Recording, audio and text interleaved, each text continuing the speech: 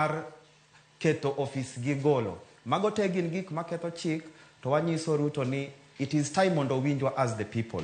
Demands wa are very clear. To kendo ang'eni usatimo analysis mang'eny kata une TV ka saneno pile pile gokinyi ka uloso about demands wa. Owere gi weche mang'eny, owinjwa kaka rowere, kok kamano to obro deal gi crisis maduong'. The unemployment rate sani hinyowa ahinya kaka rowere. Corruption hinyowa ahinya.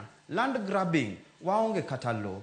Ji hinyre ma wasabedo young fathers to samoro yudo kwa dok ot kata maonge chiemo. Kuodo wiwa kata kaka wuone. Iyudo ni nthiwa odak mana gi strungi. Iyudo ni Kenya kae king'iyo Turkana ntiere joma pod tho nkech kech. Ni ng'ato nyalo dhi osuptal to okoso pesa to koro ok nyal thiedhe ma ng'ato tho maonge gima timre. Ni ka polis omaki to ina e lwete mako amua ni ondiko ni makosa mora mora kokimiye asoya moro to timo kako dwaro. Sani Kisumu polise gin very rich. Kidhie police station tiwe ni idonje showroom